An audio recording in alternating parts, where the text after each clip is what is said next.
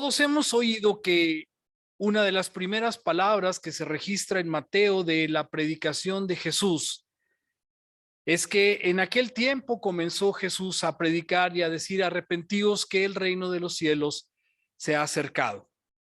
Y esta es la primera palabra que dicen la Biblia que Jesús empezó a decir. Pero un poco antes, quiero puntualizar lo que vamos a hacer en esta tarde. Otra vez es estudiar los propósitos de Dios para nuestra vida y decir que el arrepentimiento es el primero de estos propósitos, porque Jesús inició el ministerio con esta frase.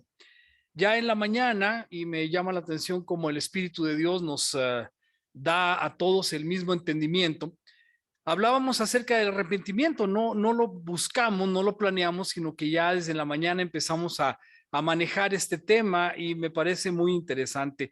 Jesús entonces, hermanos, dijo: el tiempo se ha cumplido y el reino de Dios se ha acercado. Arrepentíos entonces y creed en el evangelio, según lo que vemos en Marcos 1:15. Pero, hermanos, quiero llamar su atención hoy, esta tarde, sobre algo que tenemos que notar a lo largo de toda la escritura, porque antes de esta voz de Juan, esta voz profética que clama en el desierto, del que ya había profetizado Isaías, ya se había escuchado esta invitación al pueblo de arrepentirse y retomar el camino cercano a Dios.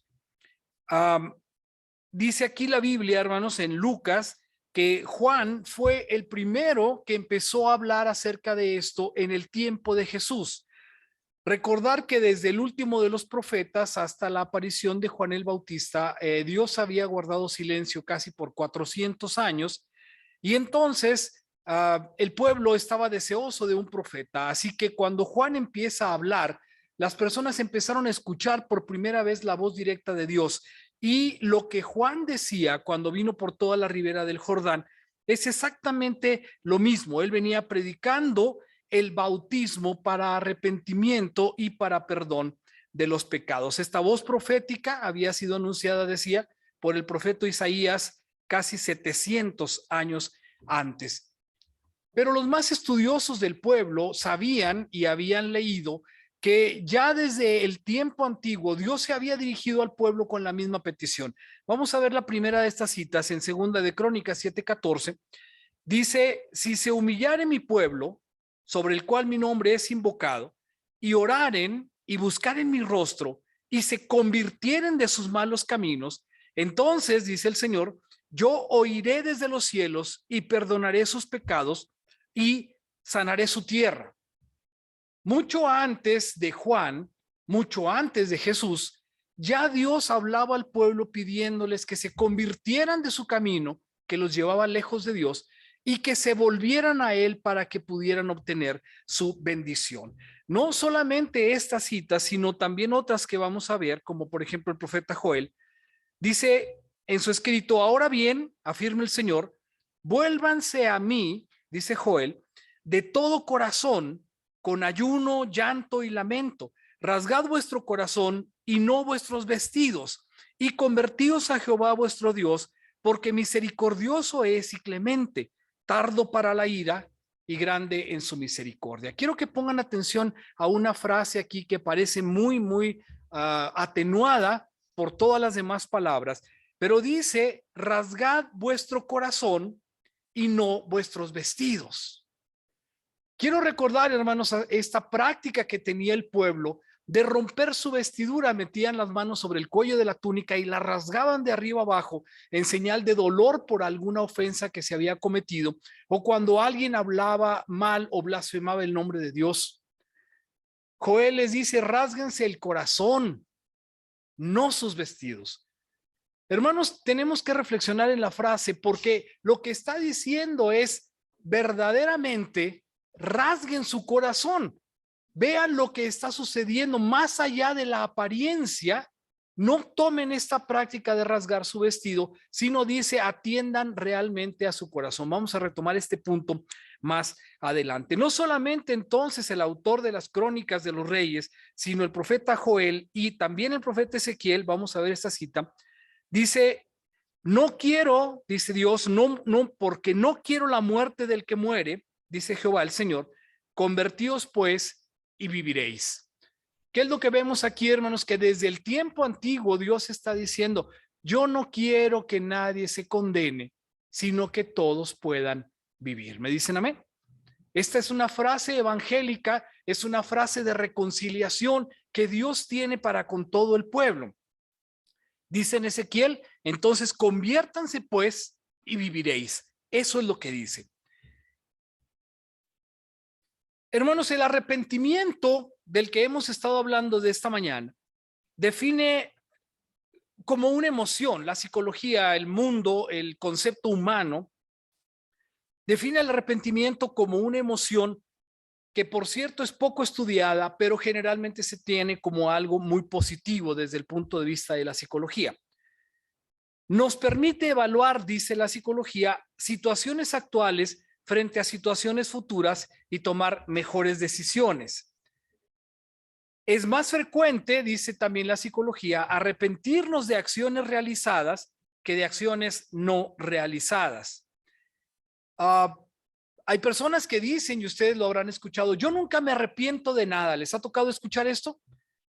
¿Alguien? Dígame, ¿sí? ¿Lo ha escuchado? ¿Lo ha dicho? ¿Sí? Es una frase un poco soberbia, porque el arrepentimiento, hermanos, es algo que todos experimentamos de vez en cuando, o a veces con mucha frecuencia, porque es cuando tomamos una decisión y con frecuencia analizamos cuál hubiera sido el panorama si nuestra decisión hubiera sido distinta.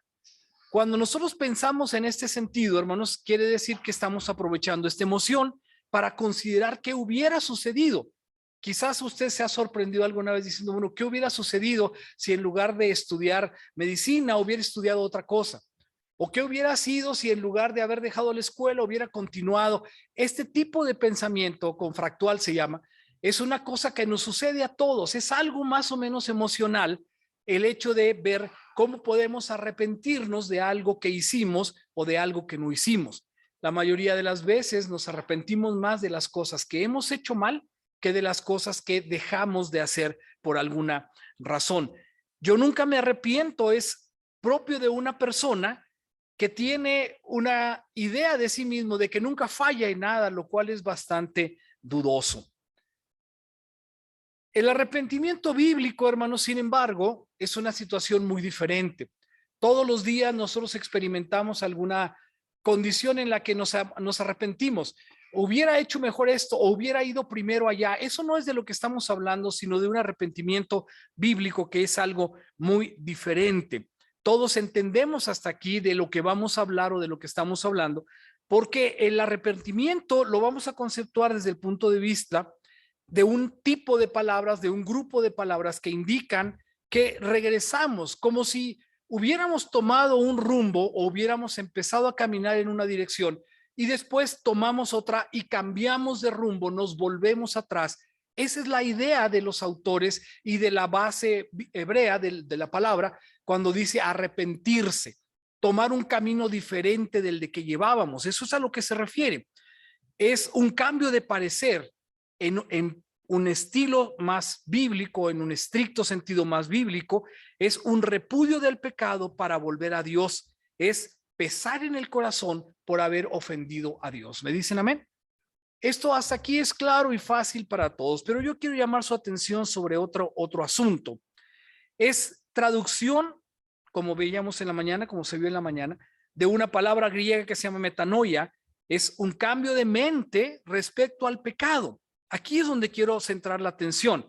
Es un cambio de mentalidad respecto al pecado, a Dios y a uno mismo. Es un cambio de propósito, cambiar nuestra manera de pensar, pero por supuesto cambiar nuestra actitud. De modo que si alguno está en Cristo, dice la Biblia, nueva criatura es. Las cosas viejas pasaron, he aquí todas son hechas nuevas. Si hermanos me siguen, estamos hablando de un cambio de nuestra actitud y un cambio de mentalidad con respecto al pecado. Somos, hermanos, seres humanos caídos de la gloria de Dios. Desde que se cometió la falta en el Edén, somos una humanidad caída y por lo tanto somos seres humanos defectuosos. Pónganme atención, leemos esta frase, la verdad no recuerdo dónde la leí, pero me pareció muy interesante porque dice lo siguiente: como seres humanos, lo más probable es que no siempre estemos a la altura de nuestros propósitos o de nuestros valores. Vean, este defecto de no estar a la altura de lo que queremos hacer se llama pecado. Hacemos cosas inconsistentes con nuestros principios, con nuestras convicciones y con nuestros propósitos. ¿Qué quiero decir, hermanos? Que nosotros con frecuencia nos proponemos que nos alejaremos del pecado. Con frecuencia nos proponemos, hermanos, no hacer aquello que nos causa pesar en el corazón y dejar de hacer aquellas cosas que sabemos que ofenden a Dios. ¿Me dicen amén? ¿Está usted como cristiano en esa lucha constante? Es decir, es que no debería, pero lo hago otra vez. Pablo mismo, hermanos, en el Nuevo Testamento dice: pobre hombre de mí, miserable hombre de mí, porque las cosas que quiero hacer no las hago. Las cosas malas que no quiero hacer las hago. Y las cosas buenas que quiero hacer no las hago. Esta continua lucha que tenemos, hermanos, es a lo que se refiere. No estamos a la altura de nuestras propias convicciones. Dios, hermanos, conoce esa condición. Es por eso que el arrepentimiento está delante de nosotros, para que podamos reconocer que hemos ofendido a Dios y por lo tanto cambiar nuestra conducta. ¿Me dicen amén? La Biblia nos enseña, hermanos, que tenemos este defecto en nuestra naturaleza. Estamos construidos sobre ese defecto. El pecado nos dañó tantos, hermanos, golpeó tanto a la humanidad, que es parte como si fuera nuestra columna vertebral. Dice Dios, cuando el diluvio, la intención del corazón del hombre es de continuo hacer el mal.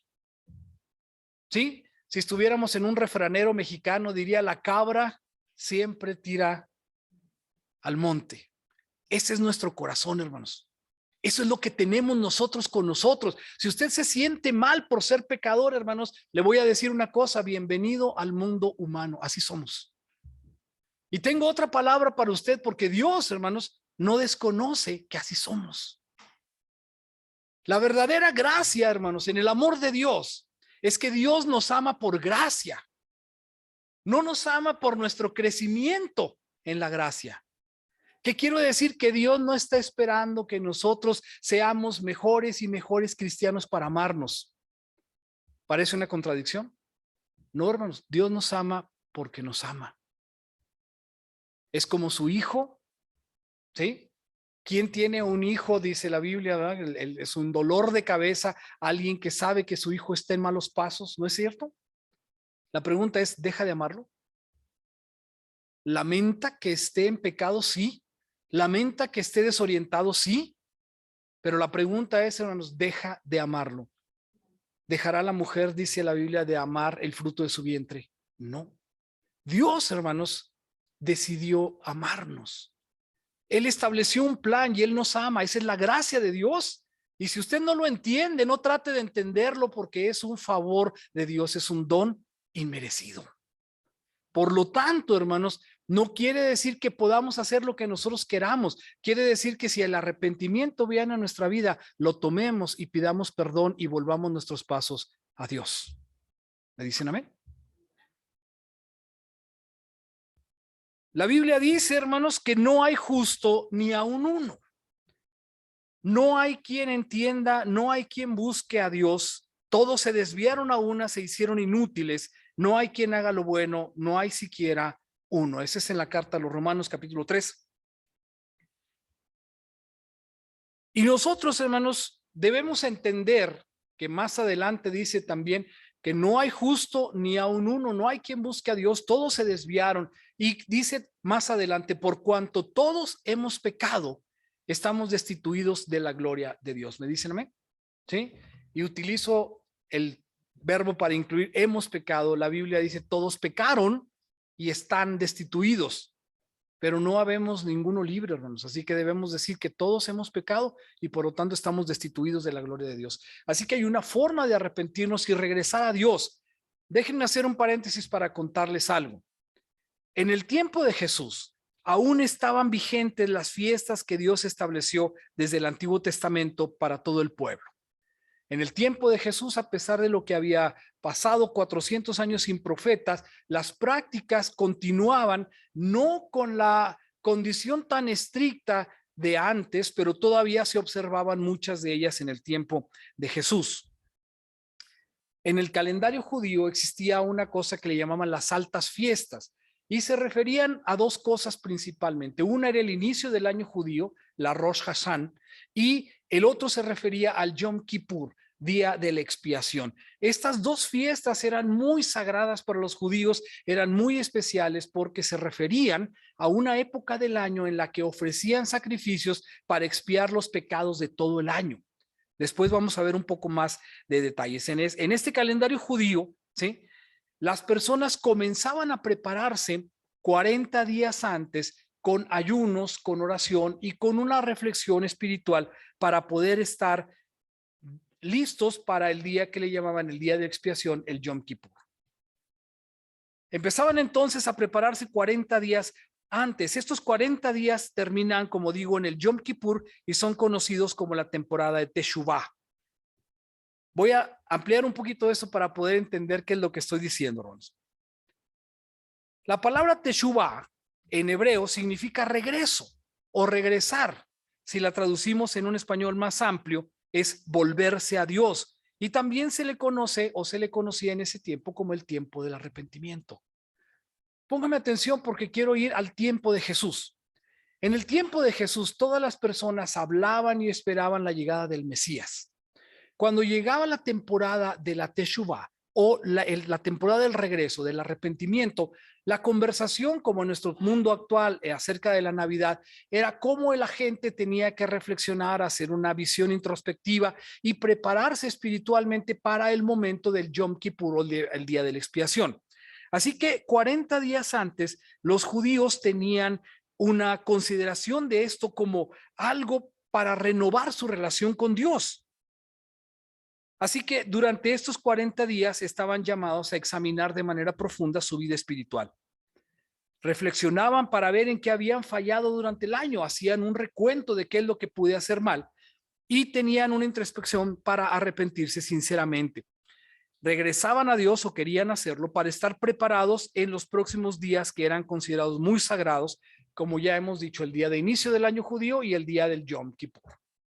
Hermanos, la última vez que estuve aquí hablamos acerca de cómo se habían tergiversado algunas costumbres en el tiempo judío y podemos ver en la historia de Jesús que muchas personas ya no estaban preocupadas por tener una práctica cercana a lo que Dios había tenido como intención. Uno de los principales choques que Jesús tuvo con el mundo de los religiosos antiguos era precisamente que ellos hacían las cosas por apariencia y no profundamente. Jesús les dijo, ustedes se preocupan por la forma de la ley, pero se olvidan de la intención de la ley. Es decir, todas estas prácticas, hermanos, eran un ritual solamente. Eran algo que ellos hacían mecánicamente, pero sin un arrepentimiento de su corazón. Solamente lo hacían por cumplir el ritual. La cronología de los evangelios, hermanos, revela que cuando Juan el Bautista empezó a predicar, recuerden que era apenas 6 meses mayor que Jesús, esta prédica de Juan ocurrió más o menos en el otoño de lo que estamos hablando, cuando se iniciaba la fecha del arrepentimiento. Y en ese tiempo todo el pueblo pregonaba arrepentimiento y el mensaje de Juan, quiero decirles, son los que tenía un enfoque distinto. Juan el Bautista no predicaba el arrepentimiento porque iba a empezar el año nuevo judío, ni predicaba el arrepentimiento porque venía el día de Yom Kippur. Él estaba predicando que se arrepintieran porque el Mesías estaba cerca. ¿Me dicen amén? Él estaba tratando de decir, hermanos, olvídense de la superficialidad, olvídense de la religiosidad, pongan atención porque realmente el Mesías se ha acercado, el reino de los cielos se ha acercado. No hagamos esto por un mero ritual, es lo que gritaba Juan en su prédica, sino hagámoslo de corazón profundamente. Eso es lo que él decía, ¿sí? La llegada del Mesías, como todos sabían en aquel tiempo, era inminente. Así que su prédica era arrepentíos porque el reino de los cielos se ha acercado. Arrepiéntanse, vuélvanse realmente a Dios porque el Mesías se va a revelar. Quiero preguntar ahora, hermanos, los judíos creían que necesitaban arrepentirse. ¿Alguien me dice que sí? ¿Alguien me dice que no? Los judíos, hermanos, creían que no necesitaban arrepentirse de nada. Ellos pensaban que al ser hijos de Abraham, ellos tenían automáticamente seguro el reino de Dios. Y aquí es donde entra la prédica de Juan y también el enfoque distinto de Jesús. Y también, hermanos, es un enfoque para nosotros. Algunas personas creen que porque están en la iglesia, en los caminos de Dios, en alguna congregación famosa particular, tienen el camino asegurado a Dios. Hay quienes piensan, hermanos, que como vienen a la iglesia desde pequeños o se bautizaron hace más de 50 años, están en la correcta posición. Hay quienes piensan que es como tener un derecho de antigüedad. Es como decir, Señor, me debes estas bendiciones porque te sirvo hace tanto tiempo. Y es un error, hermano. Ellos pensaban que por el hecho de haber nacido como hijos de Abraham, entonces ya tenían segura la salvación. Juan les va a llamar la atención sobre esto porque su mensaje era arrepentirse y volverse a Dios porque el Mesías estaba por revelarse. Decía a las multitudes que salían para ser bautizadas, esta es la parte del Evangelio de Lucas, oh generación de víboras, ¿quién os enseñó a huir de la ira venidera? Vean cómo la predicación de Juan es sutil y delicada. A la gente que se acerca, dijo, ustedes víboras, les dice, ¿sí? No es sutil ni es delicado, hermanos, pero es directo. ¿Quién les enseñó a huir? Es decir, vienen a lavarse en el Jordán, vienen a cumplir con un ritual, pero no se han dado cuenta de que la ira de Dios está sobre ustedes. Ellos pensaban, no, la ira de Dios está sobre los pueblos vecinos, pobrecitos los de Etiopía, pobrecitos los de Samaria, pobrecitos los de otras regiones filisteas, pero nosotros no, porque nosotros tenemos la promesa de Dios porque somos hijos de Abraham. Hermano, como cristiano, ¿alguna vez se ha sentido así de seguro? No, malo los que son sicarios, malo los que no conocen a Dios, pero yo le conozco. Entonces yo me siento como un fariseo moderno y digo, no necesito a Dios. ¿Por qué? Pues porque yo ya nací al evangelio hace mucho tiempo. Y sin embargo, hermanos, a veces necesitamos una vez más del arrepentimiento en nuestras vidas. ¿Me dicen amén? Por muchas razones, hermanos, dice Juan más adelante. Haced pues frutos dignos de arrepentimiento y no comencéis a decir dentro de vosotros mismos, tenemos a Abraham por padre, porque os digo que Dios puede levantar hijos a Abraham aún de estas piedras. ¿Me siguen, hermanos? ¿Me dicen amén? ¿Sí? Dicen, hagan frutos dignos de arrepentimiento. No me digan, yo soy salvo. Eso podemos decir, gracias a Dios, hermanos, tengo a Dios en mi corazón y no hacemos nada. ¿No hacemos frutos de arrepentimiento? Juan les dice, mentirosos, generación de víboras. No es cierto lo que están pensando. No es cierto que solo por tener a Cristo, solo por tener el nombre o la sombra de una iglesia sobre nosotros, tenemos ya el amor y la seguridad de Dios. Díganme amén, hermanos.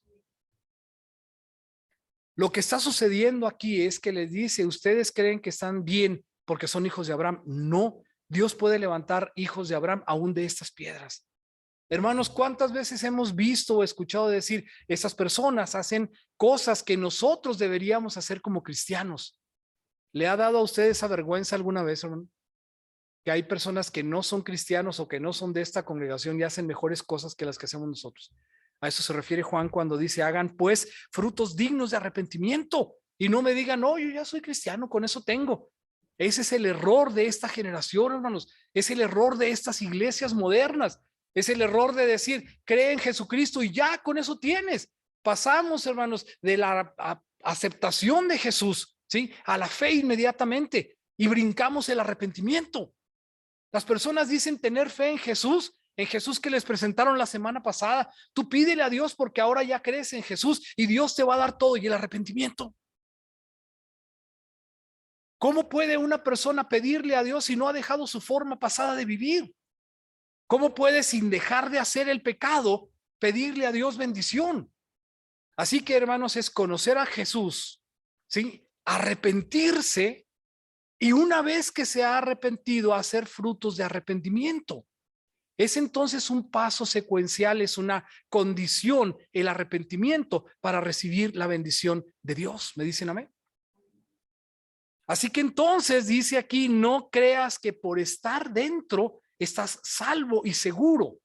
No quiero contradecir, sino solamente llamar la atención sobre por qué el arrepentimiento. El arrepentimiento, hermanos, no es necesariamente para perdón de los pecados. Déjenme explicar. Juan continuó diciendo, y ya también el hacha está puesta a la raíz de los árboles. Por tanto, lean con atención.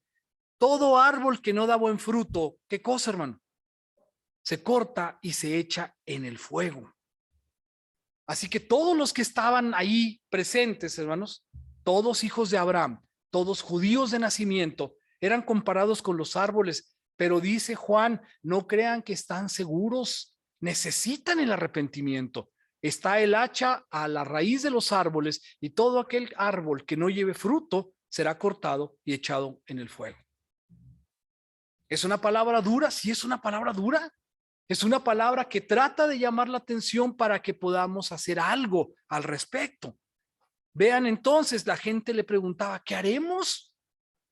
Si nos estás diciendo que lo que nosotros creíamos seguro no es seguro, ¿qué haremos?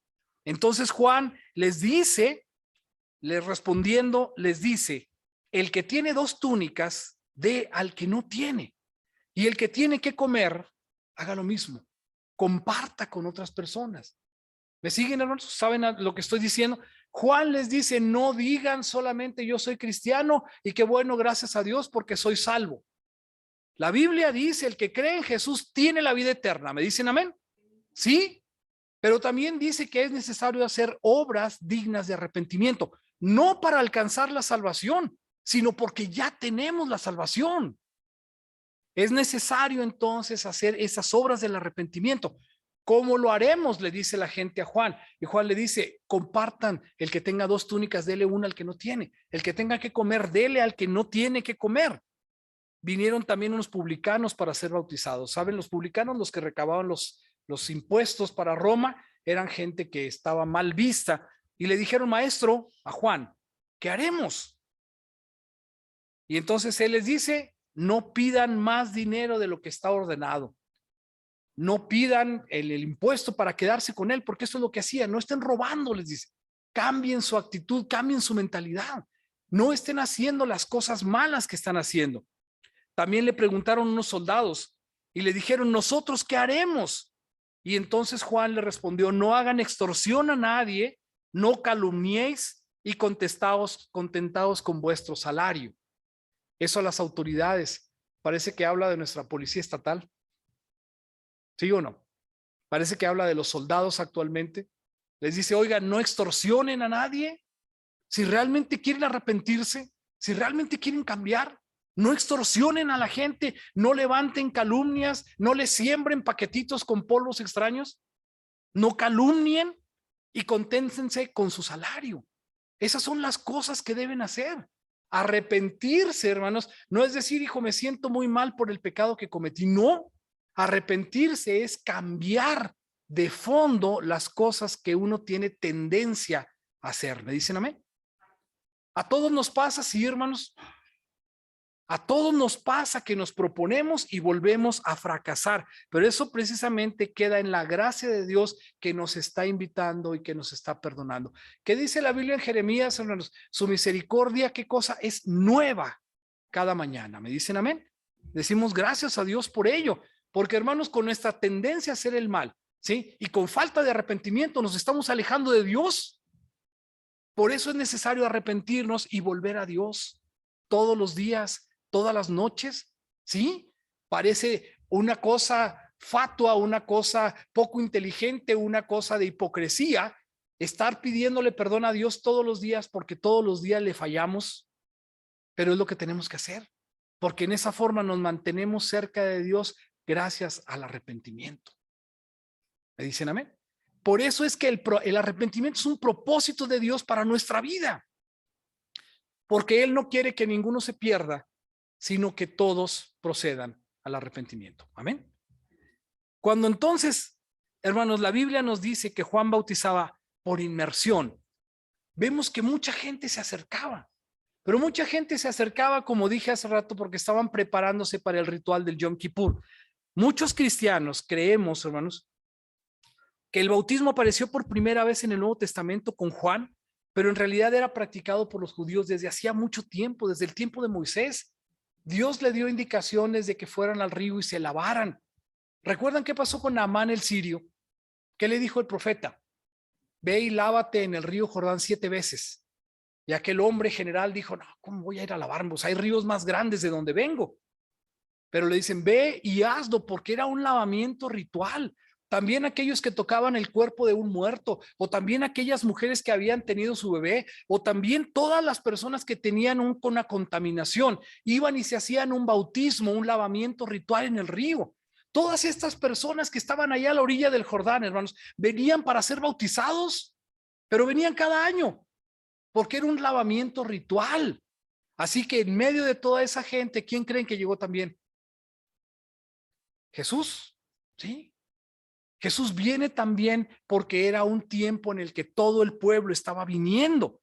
Entonces, hermanos, la víspera del Rosh Hashanah y el Yom Kippur, los judíos practicaban una inmersión completa en el agua. Venían para ser lavados, pero Juan, a diferencia de otros que estaban ahí como sacerdotes bautizando, les decía, sí, arrepiéntanse, pero arrepiéntanse de corazón, porque el reino de los cielos se ha acercado. No porque es otra vez año nuevo, como nuestros propósitos de año nuevo, hermanos. Hacemos propósitos el 1 de enero y para el 5 o el 7 o el 15 ya los olvidamos. ¿Me dicen amén? ¿Sí? Ya, no, bueno, vamos a empezar.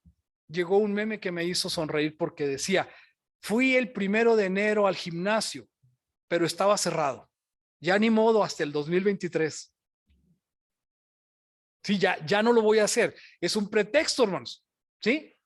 Muchos de nosotros hacemos propósitos y los olvidamos. A estos hombres de los que estamos hablando venían para ser bautizados, pero venían como cada año, como un ritual. ¿Fuiste a bautizarte? Sí, fui a bautizarme. Pero le restamos importancia. Lo que Juan está diciendo es, arrepiéntanse de corazón de todas las malas acciones. Si tienen 2 capas, compartan. Si tienen comida, compartan. Si son soldados, no extorsionen. Si son cobradores de impuestos, no pidan una mordida, decimos en México. Todo lo que tenemos que hacer tiene que ser sincero y arrepentimiento, pero de una manera completa. Esta práctica de inmersión, tevilá se llamaba. Cada persona se acercaba a la presencia de Dios y se hacían este lavamiento ritual. Obviamente no estoy hablando por todos, pero estoy hablando de que las personas muchas veces no le daban la seriedad del asunto, sino estaban hablando únicamente para un comportamiento ritual. Y eso es lo que tenemos nosotros, hermanos, que tomar en cuenta. La inversión en agua era un símbolo de limpieza interior en preparación espiritual para los días santos que se aproximaban. Por eso, hermanos, leemos en ese tiempo que todo el pueblo se bautizaba, según Lucas 3:21. Muchas veces, hermanos, leemos la Biblia y leemos solamente lo que está sucediendo. Decimos, bueno, en ese tiempo Juan el Bautista empezó a predicar y decía, arrepentíos porque el reino de los cielos se ha acercado. Y el pueblo venía para ser bautizados. Y como cristianos, ¿qué pensamos?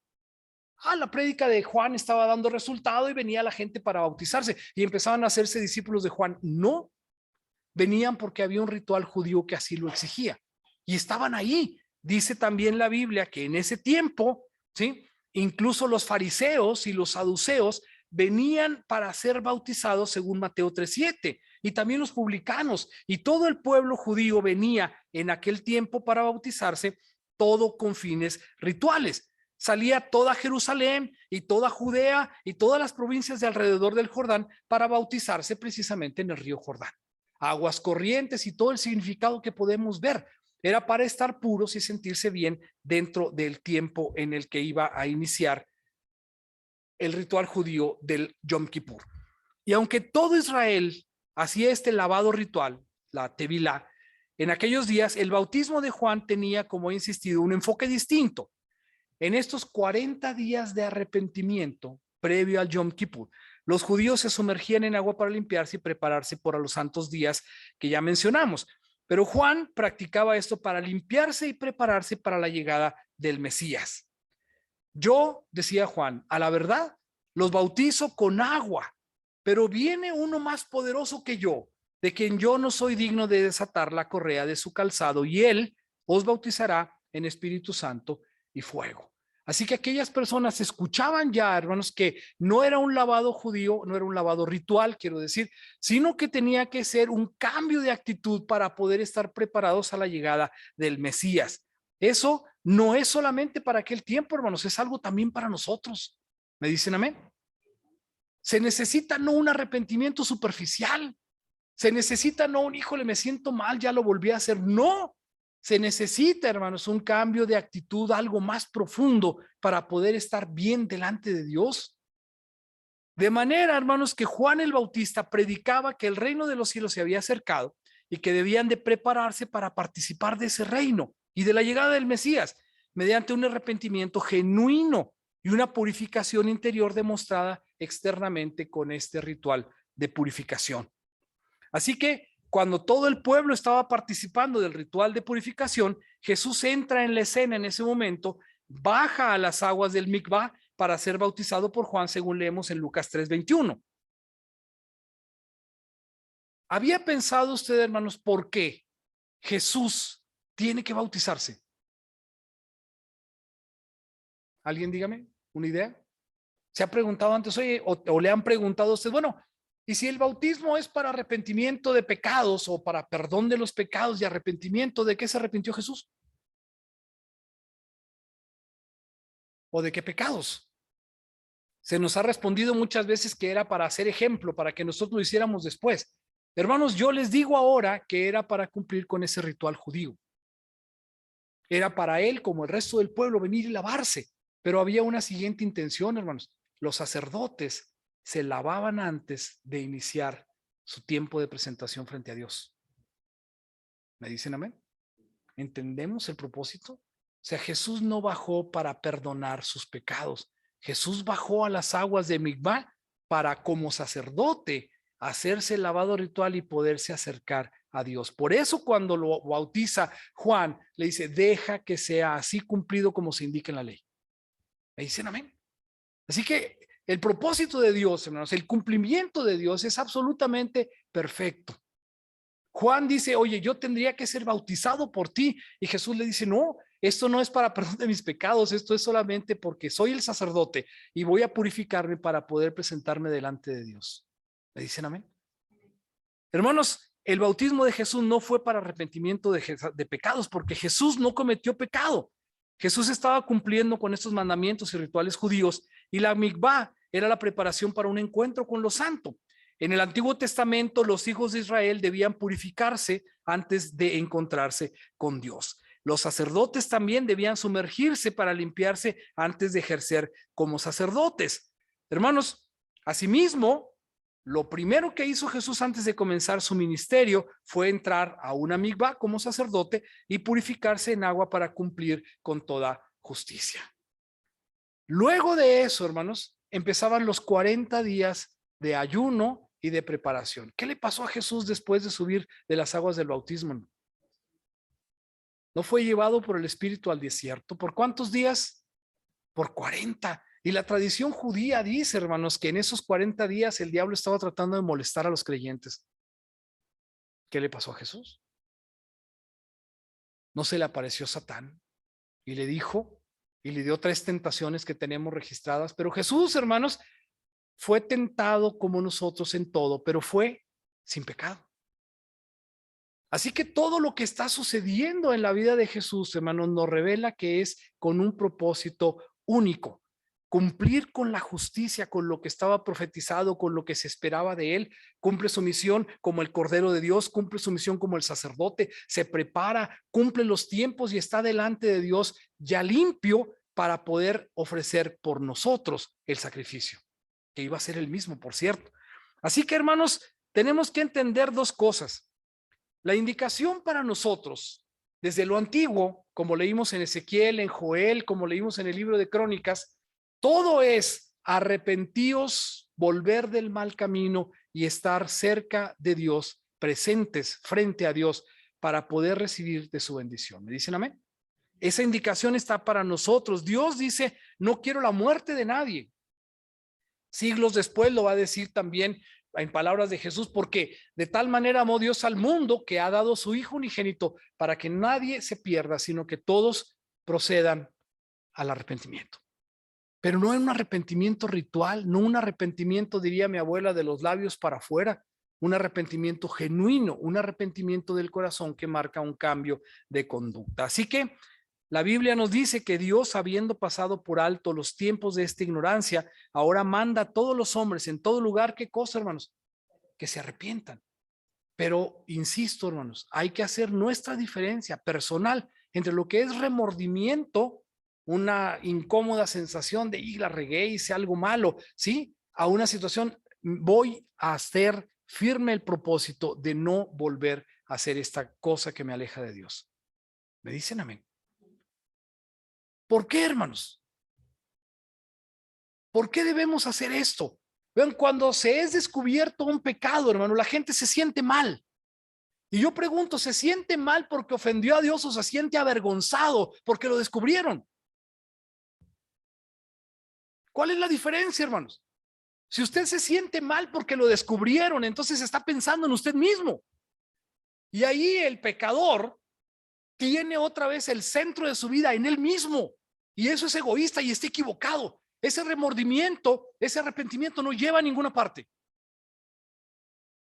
Y levanto la voz como Juan, porque si él les decía víboras, yo no me atrevo a decirnos, ¿sí? A decirnos. Pero hermanos, tenemos que reconocer y tenemos que decir, aunque no sea popular, la palabra de Dios. Tenemos que decir aquí que lo que se nos está diciendo es que tengamos un arrepentimiento real, un arrepentimiento sincero, porque la Biblia dice, hermanos, en Mateo 7, no todo el que me dice Señor, Señor, léanlo conmigo. ¿Qué dicen? No todo el que me dice Señor, Señor, sino quién, hermanos, el que hace la voluntad de mi Padre que está en los cielos. Así que si el arrepentimiento que tenemos nos avergüenza solamente de nuestras malas acciones, nos hace sentir mal, incómodos, está muy bien. Pero si no hacemos la voluntad de Dios, hermanos, estamos nomás haciéndolo de los dientes para afuera. Señor, Señor. Y quiero leerlo otra vez. No todo el que me dice Señor, Señor, entrará en el reino de los cielos. ¿Me dicen amén?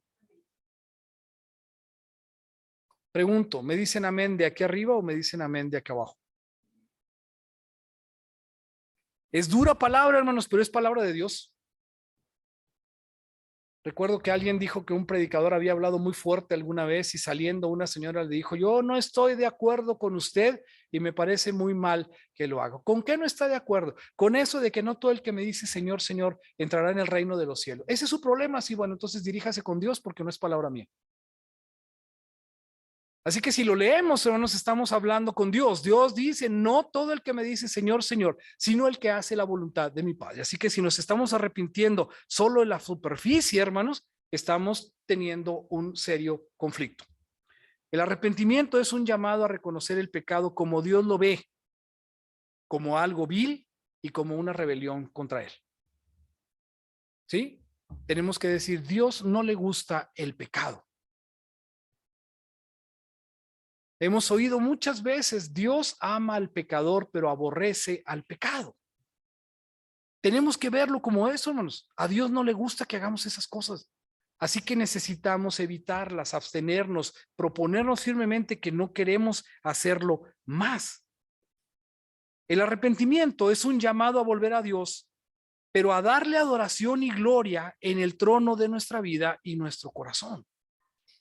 Tenemos que recordar siempre que lo que tenemos que hacer como último punto es poner a Dios en nuestro corazón para que Él reine y gobierne nuestro corazón. Díganme amén. Hermanos, el verdadero y genuino arrepentimiento es un cambio completo de mentalidad. Es como un nacer de nuevo. Quiero decirles que un hombre vino a Jesús de noche. Esta es otra historia que todos ustedes conocen. Se llamaba Nicodemo y vino a Jesús de noche, ¿sí? Quizás por temor de los judíos o quizás porque tenía tiempo, porque era un hombre muy ocupado. Y entonces, este era un auténtico judío de su tiempo. Él vino a Jesús de noche y le dijo: maestro, sabemos que vienes de Dios. ¿Por qué? Nadie hace las cosas que tú haces si no le fuere dado de Dios. Yo, dice él, como presidente del Sanedrín, como miembro distinguido de la comunidad, como príncipe de Israel, como judío de corazón, de hueso colorado, diría mi abuelo otra vez, como un judío bien de la época, sé que si no te fuera dado de Dios, no podrías hacer todo lo que estás haciendo. Pero vengo a preguntarte, Jesús entonces es cuando aprovecha, ya sabe usted la historia, para decirle, ¿sí? Es necesario al hombre nacer de nuevo. Nicodemo, hermanos, no era ajeno a este pensamiento. Lo voy a decir rápido. Para los judíos tampoco era nuevo esto de bautizarse, ni tampoco era nuevo esto de nacer otra vez.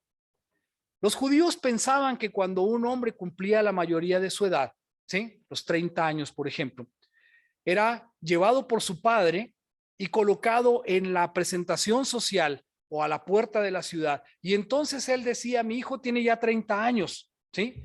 Cualquier negocio que quieran hacer conmigo se van a dirigir ahora con él. Noten esto, hermanos.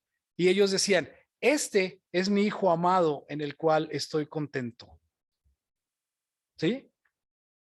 ¿Qué voz se oyó cuando Jesús salió del Jordán, hermanos? ¿Qué voz se oyó? ¿Qué no dijo una voz? Este es mi hijo amado en el cual tengo contentamiento. Amén. A partir de ahora, dice Dios, todo lo que quieran conmigo se van a dirigir con Jesús. Era la costumbre judía.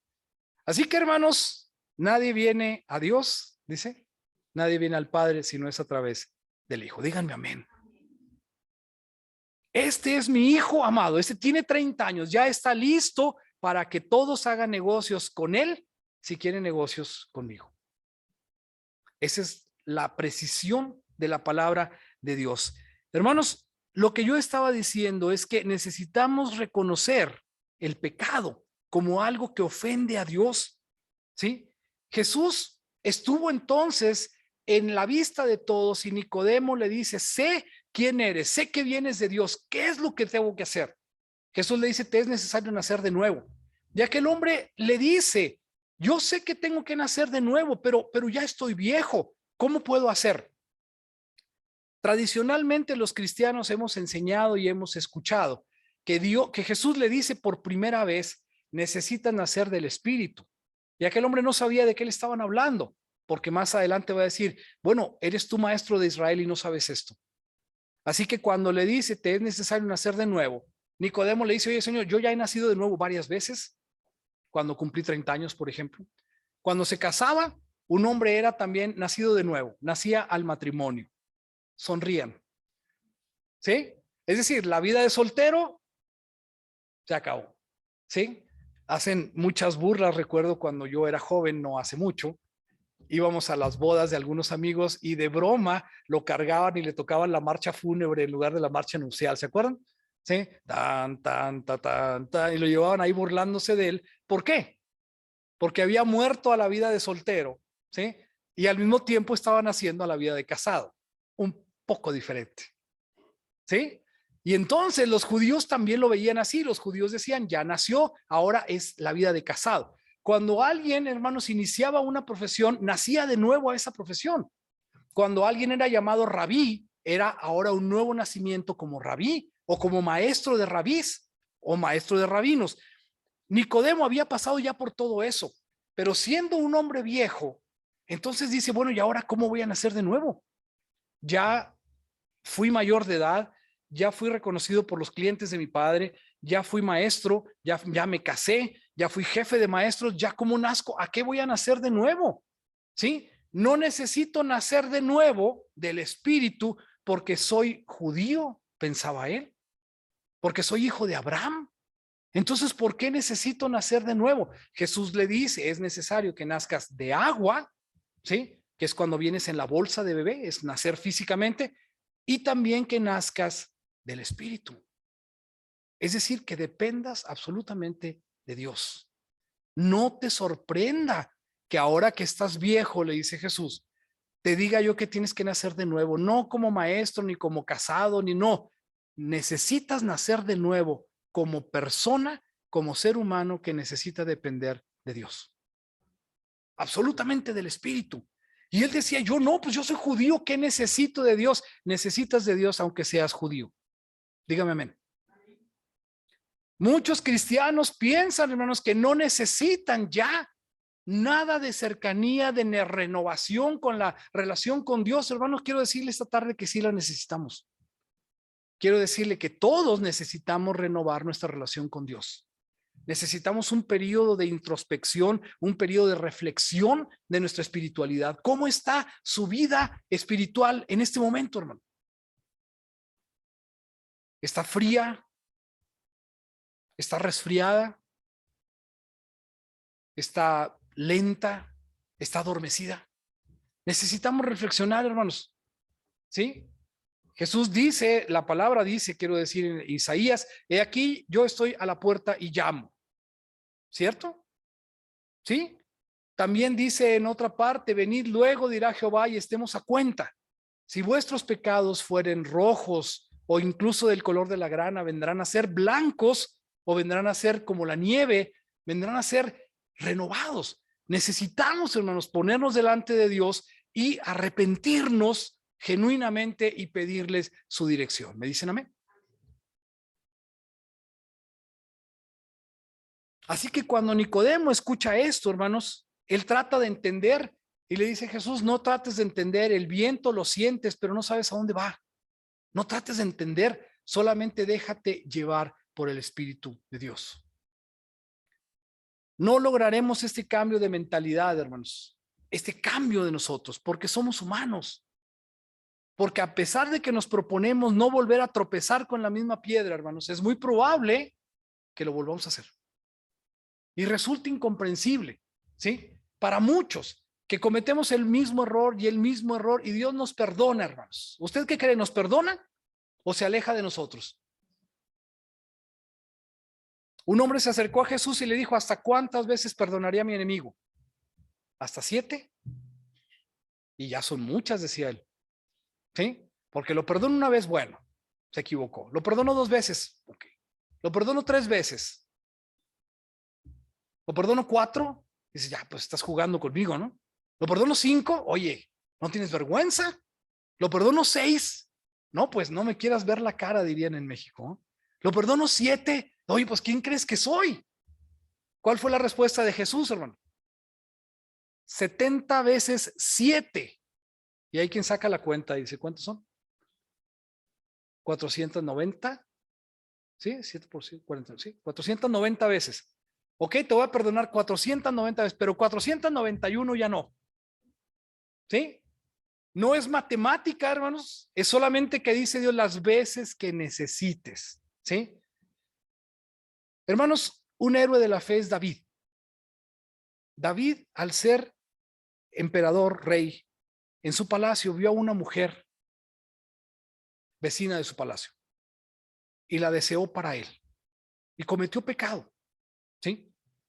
Y se equivocó grandemente. El Salmo 57, si no me equivoco, es el que dice, Señor, he pecado contra ti y solamente contra ti. Y se arrepintió de lo que había hecho. Cuando nosotros pensamos, hermanos, que estamos delante de Dios, tenemos que ver la magnitud del pecado comparado con la santidad de Dios. Voy a esto. Si nosotros, hermanos, pensamos que podemos evitar el pecado, estamos en un error. Podemos acercarnos a Dios y pedirle perdón por nuestros pecados. Y tenemos que mantenernos cerca de Él. Eso es lo que tenemos que hacer constantemente en nuestra vida. No vamos a lograr cambiar la mentalidad si no lo experimentamos en la mente, en el corazón y luego también en la mano. Verán, en el nivel de nuestra mente, tenemos que entender y aceptar lo grande que es nuestro pecado. No solo sentirnos mal, como hemos dicho toda la tarde, sino reconocer la verdad de que estamos en rebelión contra el Señor. Esta es la rebelión. David dijo, mi pecado está delante de mí. David dijo, cada vez que yo me quiero acercar, siento que mi pecado está delante de mí. Y eso es lo que tenemos que sentir, hermanos, a pesar de que usted piensa que Dios no se da cuenta. Hay cristianos que se acercan y dicen, mira, si me quedo aquí calladito y sin hacer ruido, a lo mejor Dios no se da cuenta que soy el más grande de los pecadores que hay en este lugar. ¿Sí? Parece que nos defendemos, así nos juntamos entre todos para decir, bueno, aquí si no se ve, a lo mejor no se ve que soy pecador. Sí, admítalo, hermanos, somos pecadores. Pero Dios nos perdona. Y esa es la gracia de Dios, que podemos estar delante de Él no porque no seamos pecadores, ni porque hayamos crecido en la gracia, sino porque la gracia de Dios crece todos los días y se renueva cada mañana. Y eso es la razón por la que deberíamos decir, gracias Dios por tu amor, porque tenemos que medirlo, la dimensión de la gracia de Dios. Así que tenemos que entender en nuestra mente, hermanos, que nuestro pecado es muy grande. Primero porque Dios es santo, absolutamente puro. Imaginen esa pared que está ahí, está blanca, ¿sí? Estaba más blanca cuando recién la pintamos, pero está blanca todavía, ¿sí? ¿Ustedes creen que si le ponen un punto de 1 centímetro en cualquier parte de eso, su ojo no lo va a poder ver? Sí se ve, hermanos, resalta, nuestro pecado resalta, ¿sí? Pero Dios lo disimula a través de la sangre de Jesús. Así que si nosotros tuviéramos que juzgarnos a nosotros mismos y lanzáramos una mirada, mira, ahí está el pecado, si no lo borraron bien. Pero Dios no es así, hermanos. Tenemos que conocer la magnitud de nuestro pecado con la pureza de Dios. La pureza de Dios es el color blanco de esta pared o la luz del sol. Y nosotros no nos podemos aparentar cualquier cosa, pero siempre aparecerá nuestro pecado delante de Dios. Pero el amor de Dios es más grande. Así que sucede cuando entendemos el tamaño, la dimensión de la santidad de Dios.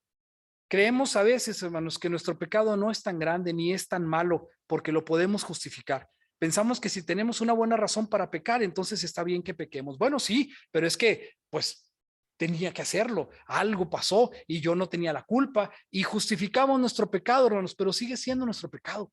Así que tenemos que aceptarlo, no disimularlo. La Biblia dice que el que confiesa el pecado es el que tiene oportunidad de que le sea perdonado. ¿Me dicen amén? Pensamos que nuestro pecado no es tan grande porque nos comparamos con otras personas que hacen cosas peores. Bueno, al menos no soy sicario, ¿no? Eso sí es tan mal. ¿Sí? Pero la Biblia dice, hermanos, que cualquiera que ofende la ley de Dios en cualquier punto es hecho culpable de toda la ley. Así que consideramos los pecados sexuales más grandes que los pecados de odio. No son más grandes, hermanos, son pecados. Son exactamente lo mismo. Y hablar mal del prójimo es igual que robar. ¿Sí? O ver a una mujer para codiciarla es igual que adulterar con ella. Jesús dijo es adulterar con ella en su corazón. Así que no se trata de dimensionar el pecado, sino de compararlo en la medida exacta. Y lo que tenemos ahí, hermanos, es que estamos evaluando el pecado con un estándar incorrecto, con una medida falsa. No es qué tan pecados son los otros para saber si yo soy menos pecador que los otros, sino que tenemos que medirnos bien, porque cuando evaluemos nuestro pecado según la palabra de Dios, vemos la santidad y la perfección de Dios acá y vemos la verdadera dimensión de nuestro pecado acá. Esa es la medida que tenemos que tener. Por eso no debemos minimizar nuestro pecado.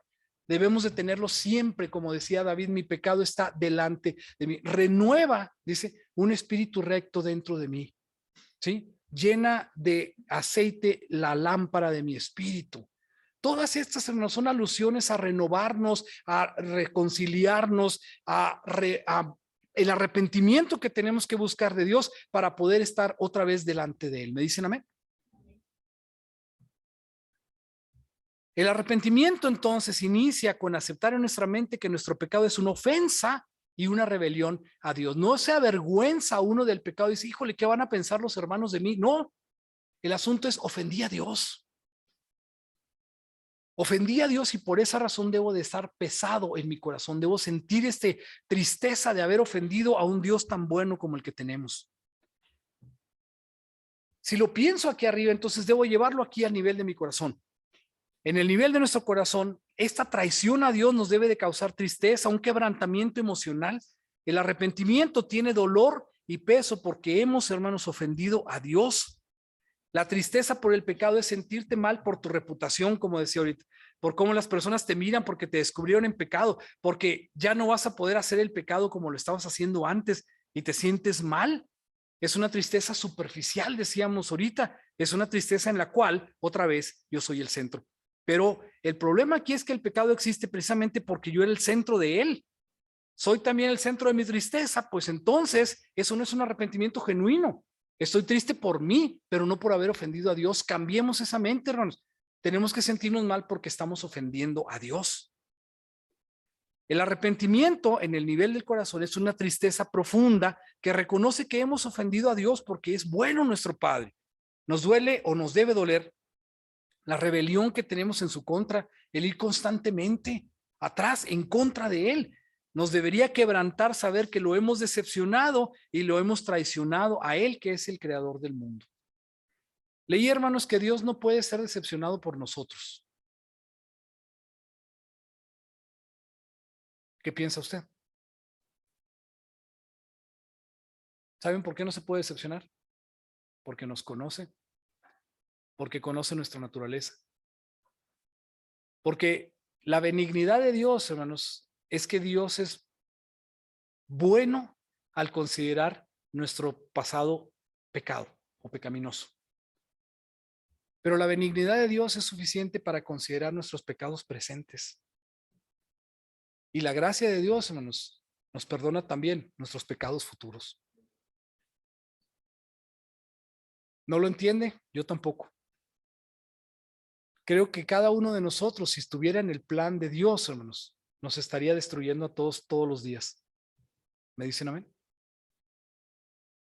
Pero la benignidad de Dios radica en que perdona nuestro pasado, perdona nuestro presente y también perdona nuestro futuro. Así de incomprensible es. Pero eso no quiere decir, como le dice Pablo, ¿qué diremos, hermanos? ¿Perseveraremos en pecado para que la gracia crezca? No, en ninguna manera. No se trata de eso, no se trata de decir, bueno, vamos a continuar en pecado porque de todas maneras así es como Dios nos ama más. No, sino tenemos que arrepentirnos y debemos de sentir este pesar porque estamos ofendiendo a Dios que es tan bueno con nosotros.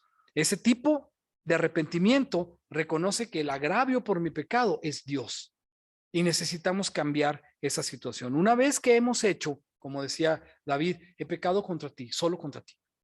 ¿Merezco mi castigo? Sí. He pecado contra ti. Ese es el reconocimiento que tenemos que hacer. Y por último, hermanos, en el nivel de nuestra mano, de nuestra acción, ¿qué es lo que tenemos que hacer? Nos referimos a un cambio de nuestras obras. El arrepentimiento genuino no es solo reconocer la maldad que hemos hecho y avergonzarnos por ella. También es dar la vuelta desde mi pecado hacia Dios. Se trata de volver a adorar y glorificar a Dios en vez de estar adorando y glorificando los ídolos y las cosas que antes preferíamos. Ahí dicen amén. Arrepentirse es tomar de nuevo la decisión de honrar a Dios y colocarlo en el primer lugar de mi vida. Esta parte es dura también, hermanos, porque la Biblia dice en Mateo, si tu ojo derecho te hace pecar, arráncalo y tíralo, porque te es mejor que se pierda uno de tus miembros y no que todo tu cuerpo sea arrojado al infierno. Y si tu mano derecha te hace pecar, córtala y tírala, porque es mejor que se pierda uno de tus miembros y no que todo tu cuerpo sea echado en el infierno. Entonces, hermanos, dice que si realmente nos arrepentimos, tomemos acciones drásticas. ¿Sí? No se trata de que todos entremos tuertos o mancos al reino de Dios, no. Se trata de que así, de esa forma, deberíamos considerar el peligro del pecado para nuestras vidas. Necesitamos arrepentirnos, hermanos, y volver a Dios de manera genuina. Un arrepentimiento genuino, entonces, tomará tan en serio la amenaza del pecado que debemos hacer cambios en nuestra vida para evitarlo. El arrepentimiento genuino consiste en reconocer intelectualmente nuestro pecado para luego tener una respuesta emocional y hacer cambios prácticos para evitarlos en el futuro. ¿Me dicen amén? ¿Cómo podemos lograrlo, hermanos? De la mano de Dios.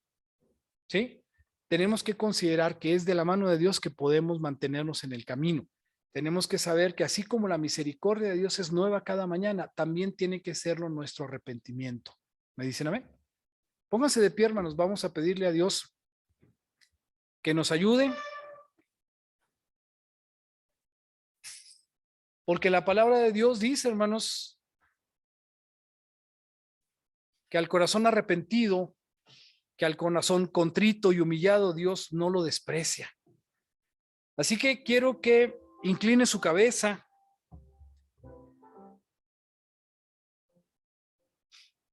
y que haga una rápida pero consciente introspección y se pregunte cuál es su pecado recurrente.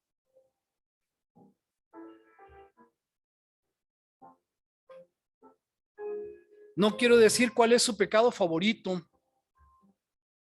sino quiero decir el pecado que más problema le trae.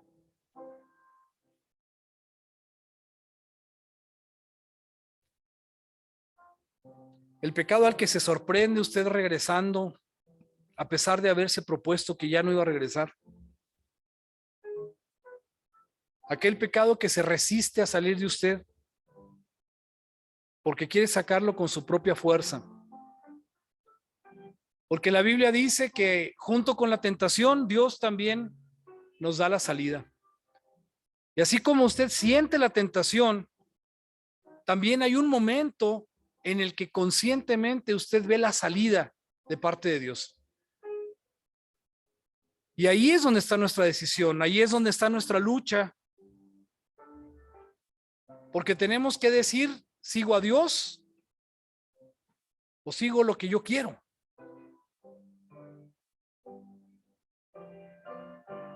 Y si usted ha seguido lo que usted quiere más veces de lo que Dios le dice, entonces es tiempo de arrepentirse y de volver a empezar. Porque la gracia de Dios nos está esperando, porque es nueva cada mañana. Porque a pesar de que nos resulte incomprensible, hermanos, es real, es la promesa de Dios.